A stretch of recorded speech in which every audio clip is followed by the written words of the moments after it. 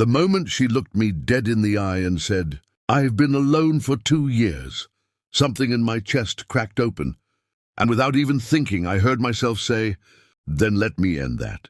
I still don't know if that was brave, stupid, or completely out of line. And I need you to tell me honestly, was I wrong for stepping into her life like that? Would you have done the same thing if you were me? Because that single sentence changed both of our lives, and I'm still dealing with the fallout. I'm a rancher, born and raised on land that's been in my family longer than I've been alive. My days are usually predictable. Sunrise, feed the horses, fix whatever broke overnight, and enjoy the quiet that comes with miles of open land and no neighbors close enough to hear your thoughts. I didn't realize how lonely that quiet had made me until the day she showed up at the edge of my property. She was Apache, young, but carrying herself like someone who'd already lived too many hard years, standing there with a beat-up backpack and eyes that kept scanning the ground like it might disappear. I asked her if she was lost, and she hesitated before saying she was just passing through, looking for work, anything really. I offered her water, then a meal, because that's how I was raised. You don't turn people away out here. Over dinner, she barely spoke at first, just pushed food around her plate like she didn't trust it. Eventually, she told me her name and bits of her story in fragments.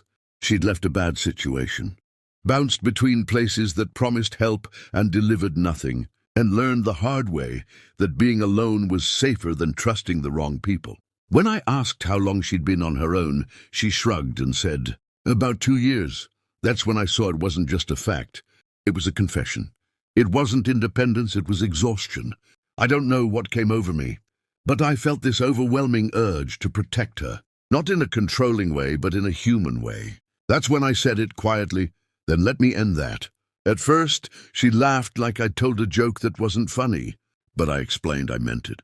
I offered her a job on the ranch, a room in the old guest house, and no expectations beyond honesty. She didn't have to stay forever, just long enough to catch her breath. She studied my face like she was searching for a hidden price tag, then finally nodded.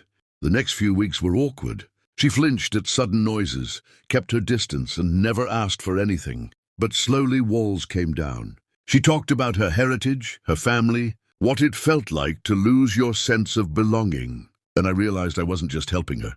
She was filling a hollow space in me I'd pretended didn't exist. But here's where it gets complicated. People in the nearby town started talking. A rancher taking in a young Apache woman? The looks, the whispers, the assumptions. She heard them too. And one night, she asked me if I'd only helped her because I felt sorry for her, or worse, because I wanted something from her. That question hurt more than I expected, because it forced me to confront my own motives. I cared about her deeply, but I didn't want to cross a line, or become another person who made her feel trapped. So that's the situation I was in, standing at a crossroads, between doing nothing and risking everything. Before I tell you what happened next, I want you to pause and think about what you would have done in my shoes. Would you have backed off to avoid judgment, or leaned in and fought for something that felt right? Seriously, comment what you would have chosen, because I'm still not sure myself. I decided to be honest, painfully honest. I told her I didn't see her as a charity case or a mistake. I told her I respected her strength and that my offer still stood. But if she wanted to leave, I'd help her do that too. She cried, really cried, the kind that comes from holding it together too long. She admitted she was terrified of needing anyone, but even more terrified of being alone forever. We agreed to take things one day at a time, no promises beyond mutual respect. The aftermath wasn't some fairy tale ending. She stayed, but on her terms.